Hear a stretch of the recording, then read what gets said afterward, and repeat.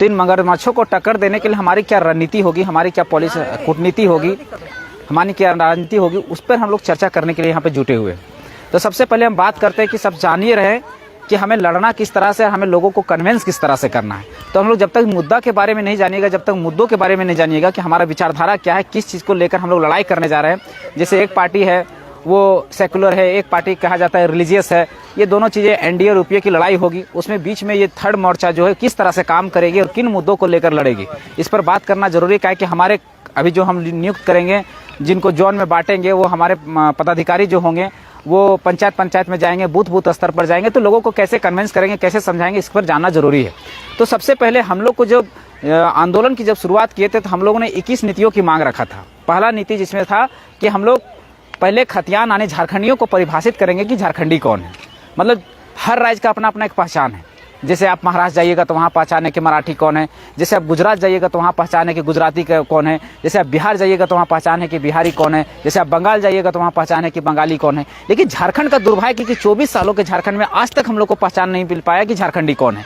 जिस कारण से क्या हो रहा है कि चाहे नौकरी हो, चाहे हक अधिकार की बात हो, सब में कहीं ना कहीं कमोबेश बाहरी लोगों का बहुत ज़्यादा हस्तक्षेप हो चुका है। जो जितनी भी नौकरियां निकलती है, जितना भी हक अधिकार की बात हो, केवल एक चीज़ का, केवल नौकरी की बात नहीं है, हमारा ठेकेदारी का पट्टा में, जिस तरह में सब चीज़ों में उन लोगों का कमोबेश स्थिति है कि बाहर के लोग घुसते चले जा रहे हैं। तो इस कारण से हम लोगों ने देखा कि अगर झारखंडियों को सुरक्षित करना है, झारखंडियों के लिए अगर घोरना है, दरवाजा लगाना है, तो उसका एकमात्र विकल्प जो है वो 1932 है।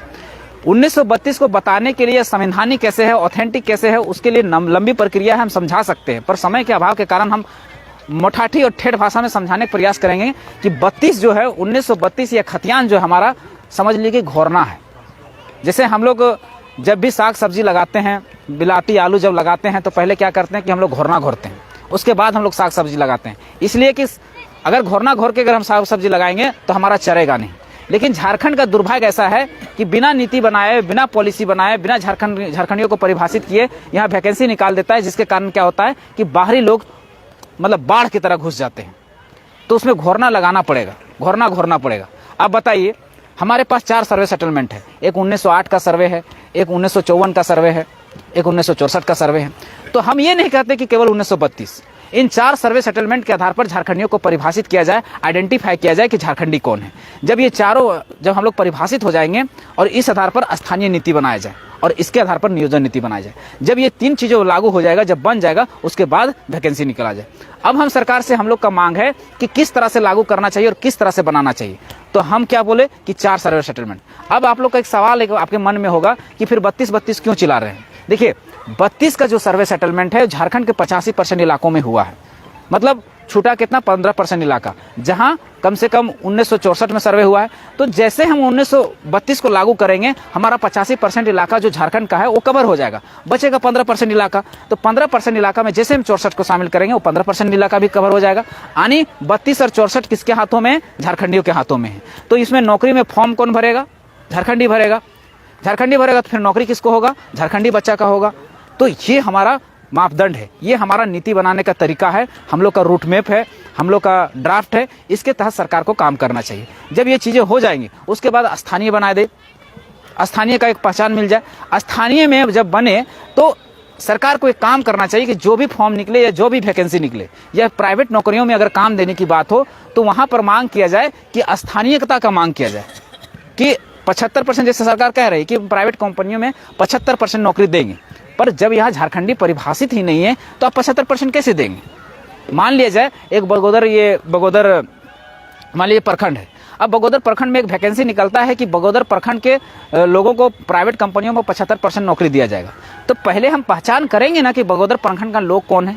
अगर हम पहचान नहीं करते तो इससे क्या होगा कि हम डुमरी से आए हैं और भी कोई बाहर से आया, सरिया से आया, तो वो लोग नौकरी लेंगे कि नहीं, आपका हक अधिकार को लेंगे कि नहीं। लेकिन एक पहचान कर देंगे और एक आईडी कार्ड दे देंगे कि बगोदर प्रखंड का कौन लोग है, उसको नौकरी पहले लगना चाहिए। 75 को नौकरी 100 में उसको होना चाहिए। तो किसको नौकरी लगेगा? पहले बगोदर वालों को निकले। अगर इसके बाद भी हम कहते हैं कि जो नौकरियां हमारे पास बच जाती है, जो 25% में, उसको भी अधिकार दीजिए। हम नहीं कहते हैं कि पूरी तरह से, अगर बगोदर वाला को मिलने के बाद सरिया वाला को भी मिलना चाहिए। लेकिन कब? जब पहले बगोदर वाला को मिलेगा तब। क्या ये मांग सही है हमारे? ये बात हम लोग को लोगों के तक लिख जाना। उसके बाद सी और डी का जो नौकरी है उसमें हम लोग मांग कर रहे हैं कि 90%, यानी 100 को नौकरी निकलता है तो 90 को हमारे लोगों को लगना चाहिए। कोई गलत मांग है? सब राज्यों में कमोबेश यही स्थिति है।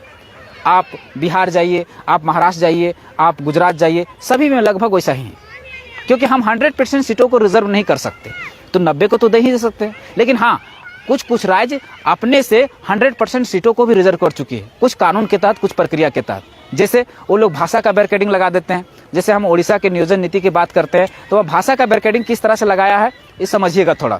वहाँ क्या कर दिया कि जब आप फॉर्म भरिएगा तो पहले आपको लिख देगा कि do you know Odia language, then fill the form, मतलब तब आप फॉर्म भर सकते हैं। अगर आप किसी तरह से ओडिया लैंग्वेज को जानते हैं और फॉर्म भर भी दिए तो आपको लिख देगा कि आपको कम से कम 7th क्लास जो है उड़िया लैंग्वेज में पास करना चाहिए। मतलब आप लैंग्वेज जान भी गए हैं तो आपको 7वां क्लास तक अगर उड़िया लैंग्वेज पास नहीं किए तो भी नौकरी नहीं ले सकते।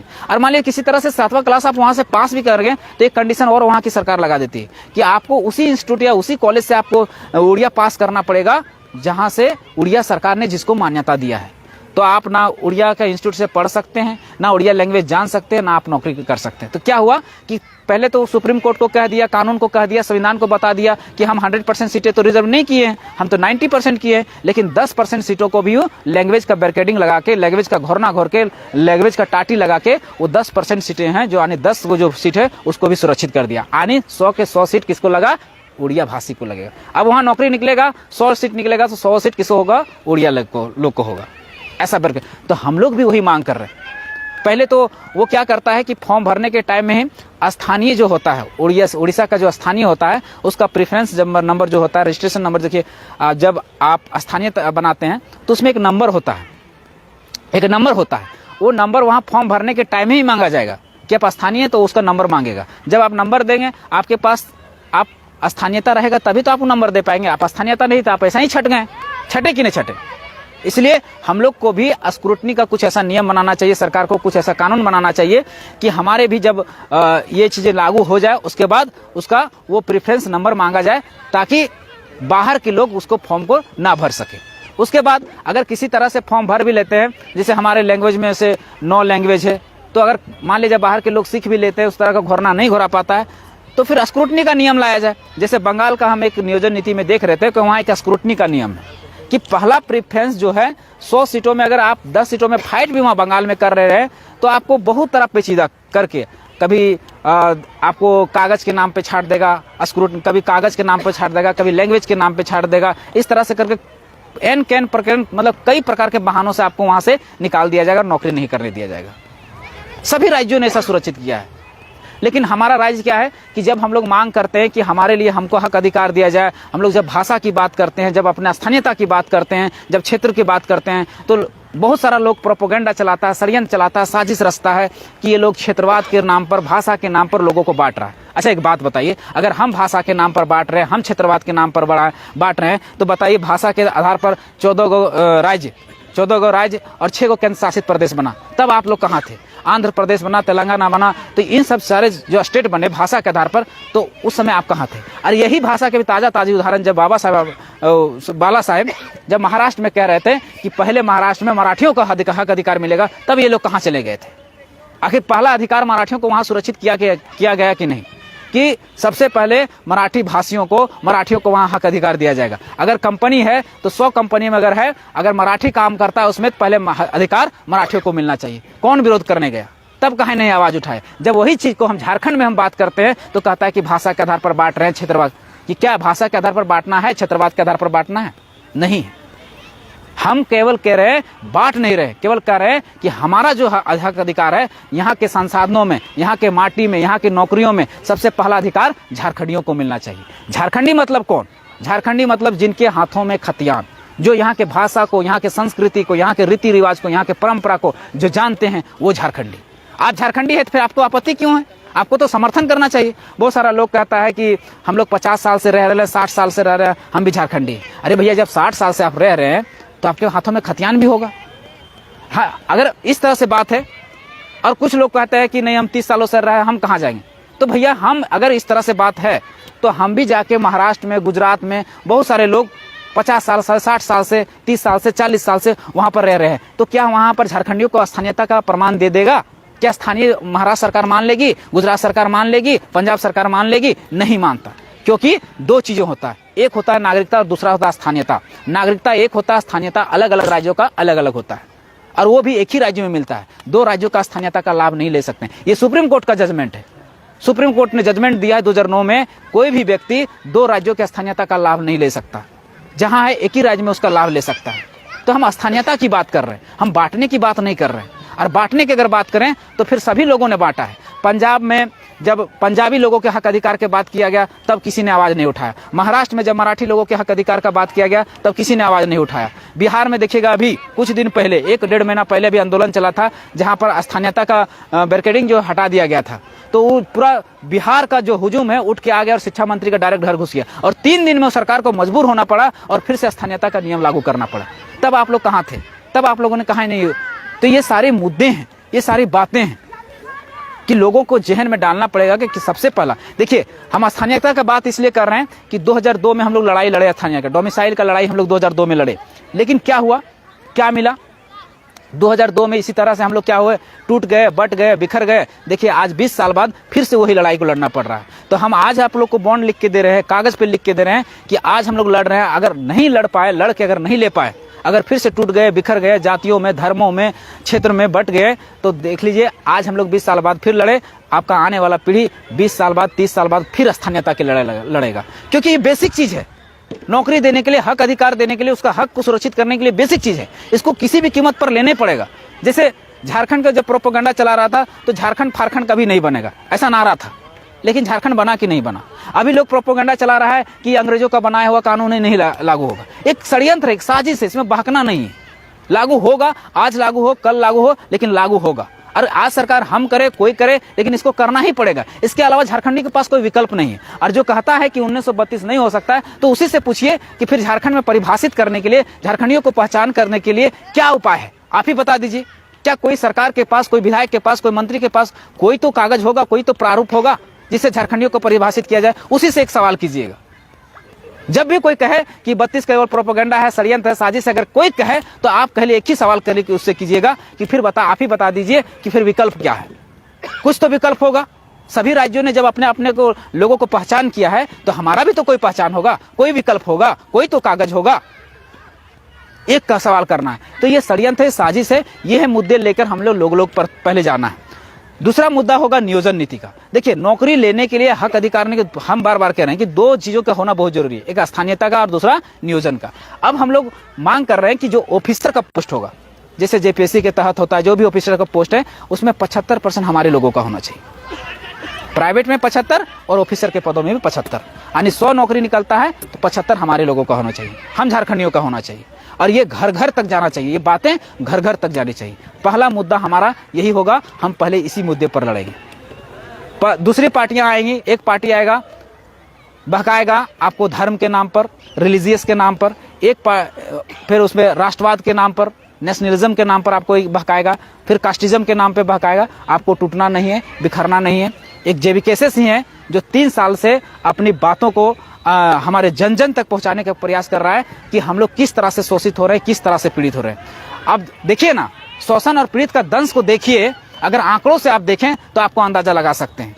आज एजुकेशन की बात करते हैं, शिक्षा की बात करते हैं, राष्ट्रीय नीति कहता है, एजुकेशन पॉलिसी कहता है कि हर 30-35 बच्चा में एक टीचर की व्यवस्था है। झारखंड में 300-400 बच्चों पर भी एक टीचर की व्यवस्था नहीं है, और वो भी है तो पारा टीचर के भरोसे चल रहा है। यानी झारखंड पूरी तरह शिक्षा व्यवस्था में किसमें चल रहा है? भगवान भरोसे चल रहा है। जबकि संविधान का अनुच्छेद 21 का क कहता है कि फंडामेंटल राइट्स है एजुकेशन पाना, शिक्षा पाना, फंडामेंटल्स हमारा राइट है। फिर भी कहाँ हम लोग है? यानी पूरा भारत में जो झारखंड है शिक्षा व्यवस्था में बिहार के बाद दूसरा नंबर पर आता, सबसे बदतर स्थिति में झारखंड है।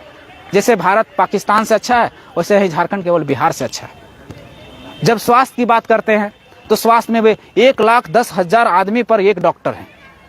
आप बताइए, 1,10,000 में आदमी जब आएगा तब ना आपका इलाज होगा। आज आपका यहाँ एक्सीडेंट हो जाता है, कुछ हो जाता है, आप सदर हॉस्पिटल जाइए, बिटाडिन लगा देगा, ट्रांसफर कर देगा कहाँ? रांची। वहां जाइए, आपको बेड तक नहीं मिलेगा। ये आपकी स्थिति है। आप टैक्स देते हैं, आप टैक्स पे करते हैं, लेकिन कभी इससे सवाल नहीं किए। आज आप यहाँ पर बगोदर का फील्ड में जब पहुंचे तो 100 रुपया का पेट्रोल भराए होंगे। 100 रुपया के पेट्रोल में 20 रुपया CGST और 20 रुपया SGST, यानी 40 रुपया टैक्स दिए हैं। 40 रुपये एक दिन में आप 1 लीटर पेट्रोल में टैक्स दिए हैं एक आदमी, वो पैसा सरकार के पास जाता है और सरकार फिर आपके विकास के कार्यों में वो पैसा क्या करना चाहिए था कि आपके बच्चों के लिए अच्छा शिक्षा की व्यवस्था, अच्छा स्वास्थ्य की व्यवस्था, पानी की व्यवस्था, बिजली की व्यवस्था, रोजगार की व्यवस्था, नौकरी चाकरी की व्यवस्था करना चाहिए। लेकिन टैक्स तो आप दे ही रहे हैं, लेकिन फिर आपके लिए व्यवस्था हो क्यों नहीं रही? कहाँ जा रही है पैसा, कहाँ जा रही? ऐसा तो नहीं है कि आप पेट्रोल भराना छोड़ दिए, आप 1 रुपये का 5 रुपये का बिस्कुट खाते हैं तो करीब 1 रुपये का टैक्स भरते हैं। आप कभी बिलिंग करा के देखिए, आप लोग बिलिंग नहीं कराते इसलिए आपको मालूम नहीं पड़ता। कभी पेट्रोल भराइए तो आप कहिए कि हमको बिल दीजिए, देखिए उसमें लिखा रहता है CGST SGST कितना रुपया है। आप बिस्किट खाइए, उसका बिल मांगिए, देखिए आपको 50 पैसा से 1 रुपया तक आपको उसमें टैक्स होगा। आप समझिए, एक बिस्किट खाते हैं उसमें 1 रुपया टैक्स भरते हैं। अब मान लीजिए यहाँ की आबादी अगर मान लीजिए था 3.5 करोड़ लोग, 3.5 करोड़ नहीं होगा तो कम से कम हर आदमी एगो बिस्कुट का एक दिन में खाता हो, हर आदमी नहीं तो 50% लेते हैं, यानी 1.5 करोड़ आबादी को, यानी 1.5 करोड़ रुपया खाली बिस्किट में चला गया सरकार के पास। तो इतना जो पैसा हमारा रेवेन्यू जा रहा है, वो पैसों का हो क्या रहा है? हमारे लिए एजुकेशन की व्यवस्था हो क्यों नहीं रही? हमारे लिए स्वास्थ्य की व्यवस्था हो क्यों नहीं रही? हमारे लिए रोजगार की व्यवस्था हो क्यों नहीं रही? तो हम लोग को अब रोटी की बात करना कि हम उसी को वोट करेंगे जो हमारे लिए, हमारे बच्चों के लिए जो नीति बनाएगा, पॉलिसी बनाएगा, जो रोटी की व्यवस्था करेगा। अब थोड़ा बात करते हैं बेरोजगारी की, रोजगार की। झारखंड में जब हेमंत सोरेन की सरकार बना तब बेरोजगारी दर था 12%, जो अभी बढ़कर हो गया है टोटल 18 से 20%, यानी 3.5 करोड़ की आबादी है, 18% निकालते हैं लगभग 60 लाख। चलिए 60 लाख युवा पीढ़ी नहीं होगा, हम 25 से 30 लाख में मान, 25 से 30 लाख युवा पीढ़ी बेरोजगार है। चलिए अगर उसको भी अगर हम आंकड़ों को नहीं मानते हैं तो झारखंड सरकार ने कहा था कि हम सरकार में आएंगे तो बेरोजगारी भत्ता देंगे 5,000 और 7,000 रुपया, उसके लिए रजिस्ट्रेशन करवाया गया। तो कार्मिक विभाग ने डाटा दिया कि 9,95,000 छात्रों ने जो पीजी किया हुआ है, जो पीएचडी किया हुआ है, उन छात्रों ने रजिस्ट्रेशन करवाया, यानी 10 लाख युवा पीढ़ी पढ़ लिख कर बेरोजगार घूम रहा है। इसको तो आप मानिएगा ऑथेंटिक, ये तो सरकार के आंकड़े हैं। अब आप कहिएगा कि इतना बड़ा बेरोजगार किस कारण से, क्या कारण है? आज सबसे ज्यादा कहा जाता है कि अगर कहीं से पलायन हुआ है, झारखंड में सबसे ज्यादा माना जाता है, ये हम लोग का डाटा नहीं है, झारखंड में सबसे पहला नंबर पर पलायन में आता है आपका बगोदर, सरिया, विष्णुगढ़, डुमरी, ये सारा क्षेत्र। सोचिए कितना बड़ा दर्द है, कितना बड़ा दंश है। दुनिया में टाइगर दा कहे थे, मुंबई में एक बहुत अच्छा बात कहते, हम जब सुने थे उनकी बात में, कहे कि दुनिया में 2 बड़ा दर्द होता है, एक प्रसव का पीड़ा और दूसरा होता है प्रवास की पीड़ा। ये प्रसव की पीड़ा होता है कि कुछ घंटों में, 2 घंटों में, 3 घंटों में ठीक हो जाता है, 3 दिन 4 दिन में ठीक हो जाता है, लेकिन प्रवास की पीड़ा जो है जब तक आदमी का जीवन रहता है तब तक वो झेलता है। इसलिए प्रवास की पीड़ा बहुत बड़ी चीज है। और इस पीड़ा को कैसे खत्म किया जाता है? ऐसा नहीं कि हमारे पास संसाधन नहीं है, ऐसे नहीं कि हमारे पास रोजगार नहीं है, ऐसा नहीं कि हमारे पास है नहीं, हमारे पास होते हुए मतलब हमारे हाथों में सोना का कटोरा है लेकिन भीख मांग रहे हैं। चलिए बिहार को मान लेते कि उसके पास नहीं है तो उसके लोग पलायन कर रहे हैं, हम समझ सकते हैं, लेकिन हमारे पास सारे संसाधन हैं, सारी कंपनियां हैं, फिर भी हम लोग बेरोजगार हैं, फिर भी हम लोग दर दर की ठोकर खा रहे हैं। ये तो दुर्भाग्य है ना। अब जैसे हम समझा रहे हैं आपको, हमारे पास 28,000 लिस्टेड कंपनियां हैं, CCL है, BCCL है, टाटा है, मेदांता है, ECL है, बहुत सारी कंपनियां हैं। अगर एवरेज हमारे एक शिफ्ट में कम से कम 5,000 आदमी काम करते, कम से कम हम मान लेते हैं, छोटी बड़ी कंपनियों को हम ले ही नहीं रहे हैं। चलिए 5,000 नहीं मानते, 3 शिफ्ट को 15,000 होता है, चलिए 10,000 मान लेते हैं। 28,000 कंपनियों को 10,000 से मल्टीपल किया जाए, कितना एम्प्लॉय होता है? अगर उसमें हमारा 75% नीति बना के, नियम बना के अगर 75% लोगों को उसमें स्थानीय स्थान दिया जाए तो कितना युवा पीढ़ी को उसमें रोजगार क्रिएट होगा? कहीं जाने की जरूरत पड़ेगा? नहीं जरूरत पड़ेगा। अब बात करते हैं सरकारी नौकरी की। सरकारी नौकरी का अगर हम बात करें तो सरकारी नौकरी का 5.5 लाख पोस्ट है। 5.5 लाख पोस्ट में 3.5 लाख पोस्ट खाली है, और 5.5 लाख पोस्ट में अभी अगर सृजन किया जाए पोस्ट का तो 8 लाख के आसपास जाएगा। अब सृजन का क्या बात हुआ? जैसे मान लीजिए एक नया बीडीओ ऑफिस बना, नया अनुमंडल बना, तो उसमें बीडीओ चाहिए क्या ना, SDO चाहिए कि नहीं? तो उसका विस्तार आज तक हो भी नहीं किया, पद का सृजन हो भी नहीं किया, तो पद का सृजन किया जाए। और पद का सृजन अगर होगा और 5.5 लाख पोस्ट में जो अभी है, अगर उसी को 3.5 लाख पोस्ट को अगर भरा जाए तो कितना होगा? 3.5 लाख बच्चों का यहाँ नौकरी होगा। पहला बात कि खतियान लागू होगा तो 100% झारखंडियों का होगा। अब मान लीजिए 90 को, अगर 100 को 90 को मान लेते हैं तो 100 को 90 में 3.5 लाख पोस्ट है, अगर 50,000 हटा भी देते हैं कि चलो 50,000 बाहर के लोग घुस गए, तो 3 लाख बच्चों को अगर उसमें नौकरी लगता है, 3 लाख बच्चों को अगर उसमें नौकरी लगता है तो समझिए कि 3 लाख परिवार का जीवन स्तर सुधरेगा। अरे 3 लाख परिवार है तो मतलब 10-10 परिवार मान लेते हैं, यानी 3 लाख को 10 से मल्टीपल कर दीजिए, कितना लाख परिवार को जीवन स्तर को सुधरेगा। तो झारखंड का विकास होगा कि नहीं, झारखंड का सामाजिक विकास होगा कि नहीं। लेकिन दुर्भाग्य देखिए, जहां झारखंड में 40% खनिज वाला स्टेट में 42% गरीबी है। गरीब राज्यों में झारखंड शुमार है, बिहार के बाद दूसरा नंबर का गरीब राज्य है झारखंड। भ्रष्टाचार में कहा जाता है कि यहाँ पर, कहा नहीं जाता, आंकड़े हैं कि यहाँ पर 100 में से 75% यानी 74% है आंकड़ा, तो 75 ही मान लेते हैं, 1% में कौन सा तो बढ़िए गया होगा। 74% घुसखोरी है। और सबसे ज्यादा घुसखोरी किस विभाग में, आप लोग सुन के दंग हो जाएंगे। सबसे ज्यादा घुसखोरी है पुलिस विभाग में, जिसको रोकने के जिम्मा दिया गया। 68% घुसखोरी केवल पुलिस विभाग में। तो सोचने वाली विषय है कि हम झारखंड जा कहाँ रहा है। सब चीजें हैं, सारा संसाधन है, सारा चीज है, बट फिर भी झारखंड सबसे अभी बीमारू राज्य में गिना। बीमारू राज्य तो पहले गिना जाता था उत्तर प्रदेश को, बिहार को, लेकिन बीमारू राज्य अभी सबसे अव्वल दर्जे में झारखंड आ रहा है। कैसे, क्यों? अगर हमारे पास नहीं हो, फिर हम कह रहे हैं कि हमारे पास नहीं होता। आखिर हमारे झारखंड आंदोलनकारी दादा बैठे हुए, इन लोगों का बहुत बड़ा योगदान है कि आज हम लोग जिस माटी में बैठे हैं, कि हम लोग आज झारखंड के माटी में बैठे हैं। अगर इन लोगों ने अगर अपने बारे में सोचा होता, देखिए 2 चीजें होता है, एक होता है महत्वाकांक्षा और दूसरा होता है आकांक्षा। अगर महत्वाकांक्षा बहुत लोगों को है कि बगोदर में हमको प्रखंड अध्यक्ष नहीं मिला, केंद्रीय अध्यक्ष नहीं मिला, इसलिए हम जेबी कैसे छोड़ दिए, तो वो दे। अरे भैया, पद लेके क्या कीजिएगा, क्या कीजिएगा? अच्छा, जेबी कैसे 3 साल से पहले कोई पद था नहीं था, तो क्या हम लोग को पद से पहचान मिला? नहीं मिला है। आप काम करिए ना, आप लोगों को जगाइए ना, आप लोगों को बताइए, अपने आप पहचान बनेगी। बताइए, अपने आप पद से नहीं होता है, काम करने से होता है। तो एक होता है महत्वाकांक्षा और दूसरा होता है आकांक्षा। महत्वाकांक्षा ये है कि हमको पद नहीं मिला इसलिए छोड़ रहे हैं, हमको ये फलना चीज नहीं मिला इसलिए छोड़ रहे हैं, हम ये नहीं हो इसलिए। अरे भैया, जगाने का काम किया, आकांक्षा रखिए। इन लोगों ने आकांक्षा रखा था कि हमको झारखंड अलग करना है। हमें पूछिए, इन लोग का नारा था, विधायक मंत्री तो बाद की बात आया, इन लोग का पहला सपना था कि हमको झारखंड कैसे मिले, चाहे मर्ग। ये लोग नारा भी लगाया था, कैसे लेंगे झारखंड, लड़के लेंगे झारखंड, कट के लेंगे झारखंड।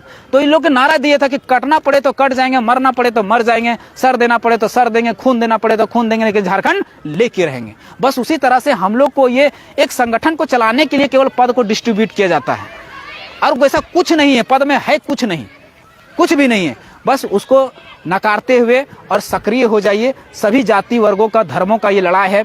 कुछ लोग आप लोगों को बहकाने का काम करेगा, षड्यंत्र रचेगा, साजिश रचेगा कि एक जाति वर्ग का विशेष का लड़ाई है, तो जाति वर्ग का विशेष का लड़ाई नहीं। क्या बताइए, क्या खतियान जो है केवल महतो लोगों के पास है?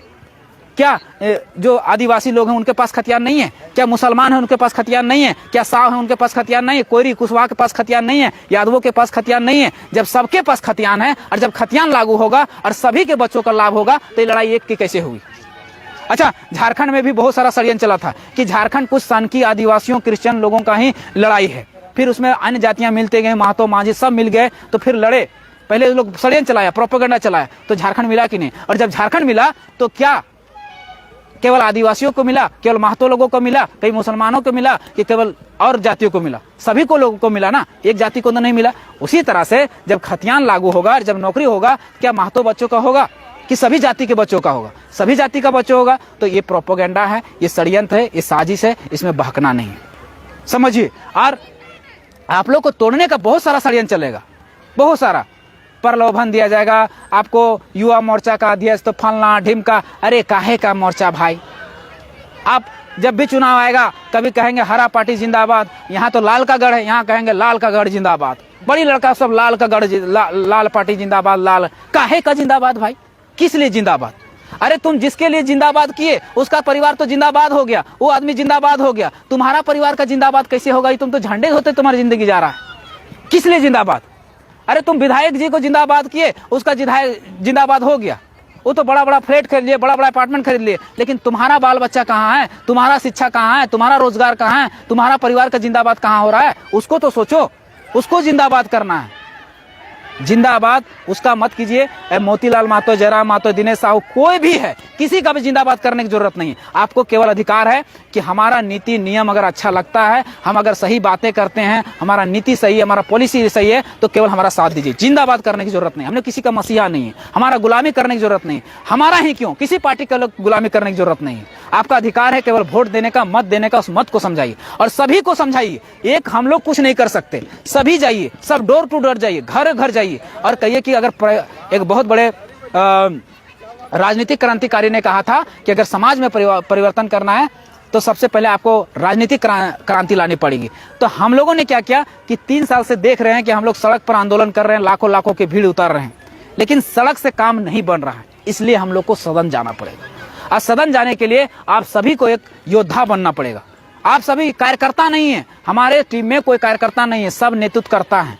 क्या है? नेतृत्व करता है और सब योद्धा हैं। कोई अपने आप को छोट नहीं मानिए, कोई अपने आप को हीन भाव से नहीं देखिए। अब मान लीजिए उमेश महतो को अगर प्रखंड अध्यक्ष बना दिए तो ऐसा थोड़े कि उमेश महतो सर्वेसर्वा हो गए, कुछ नहीं है। उमेश महतो भी आपकी तरह कार्य करता है, केवल उसको एक जिम्मेवारी दिया गया है कि कल दिन यहाँ मीटिंग बुलाए, सभा बुलाए तो उसको फोन कर देंगे, उसको बोल देंगे कि आपको वहां मैनेजमेंट कर, बस इतना ही काम है। और ऐसा नहीं कि वो अध्यक्ष बन गया तो उसको करोड़ों रुपया मिल रहा है, ये मिल रहा है, वैसा कुछ नहीं है। हम लोग ना रुपया के, और दूसरी बात, जब चुनाव आएगा तो हम लोग ना दारू दे पाएंगे, ना मुर्गा दे पाएंगे, ना पेट्रोल दे पाएंगे। अपना पैसा खर्च करना है और वोट भी देना है, नोट भी देना और वोट भी देना है।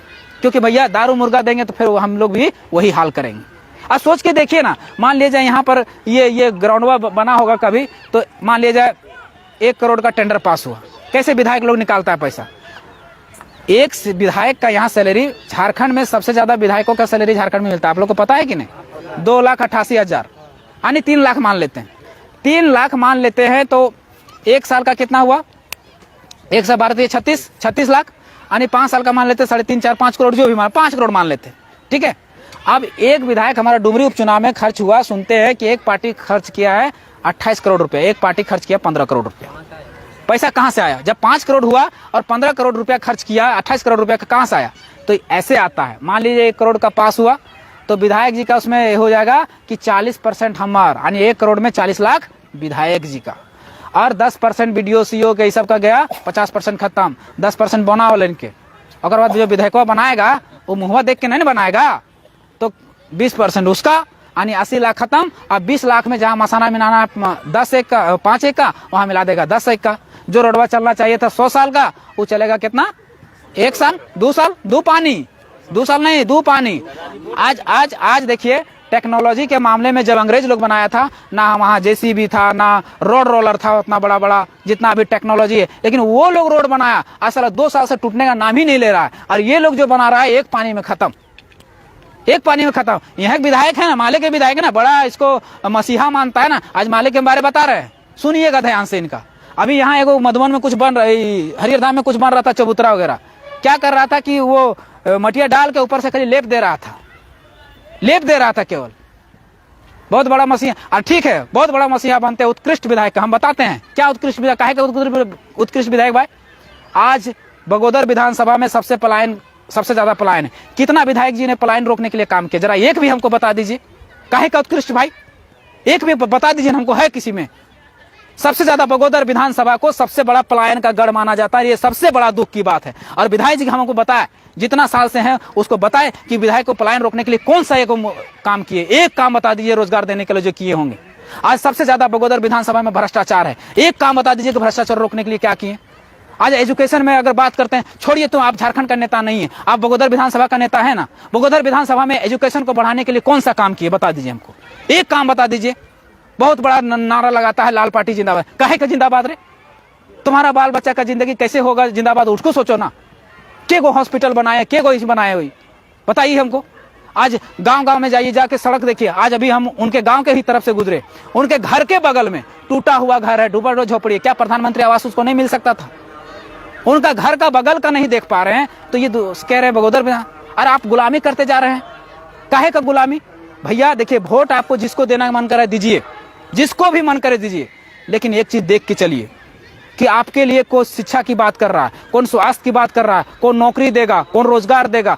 जो आपके शिक्षा के बारे में सोच रहा है, जो आपके भविष्य के बारे में सोच रहा है, उसको वोट कीजिए। और गुलामी तो कभी जिंदगी में किसी का कीजिए ही नहीं, हम लोग का भी गुलामी नहीं कीजिए। क्या गुलामी कीजिएगा, किस लिए करिएगा?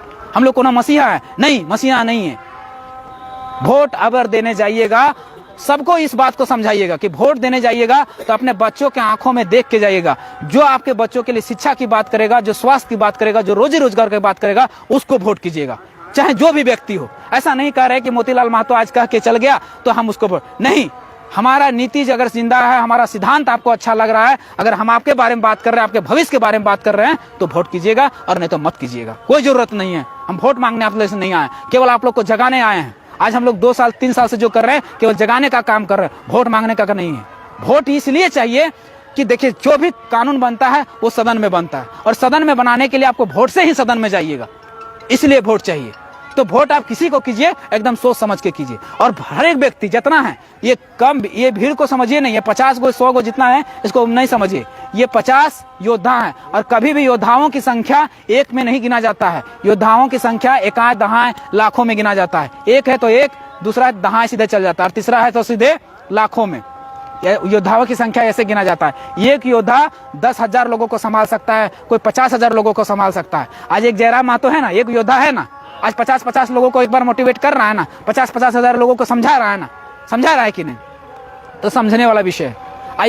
एक मोतीलाल महतो है तो नहीं 50,000 को, 5,000 को तो समझा ले रहा है ना।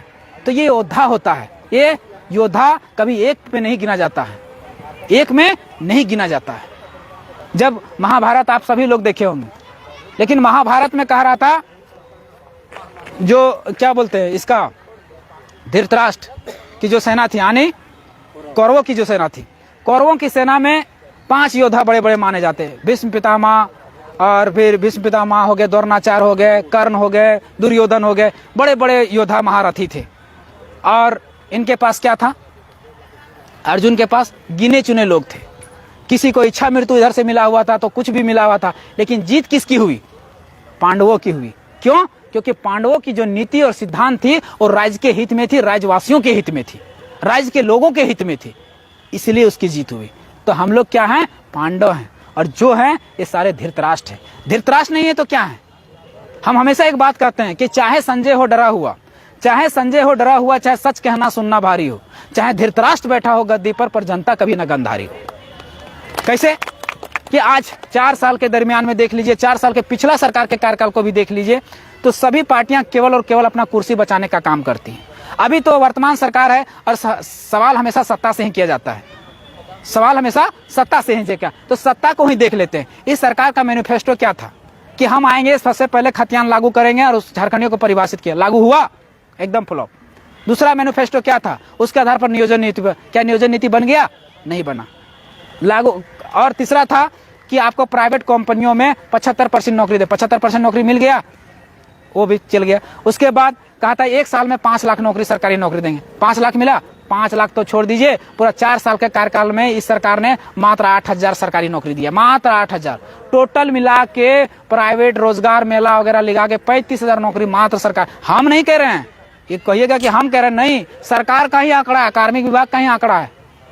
इतना फेल्योर सरकार है।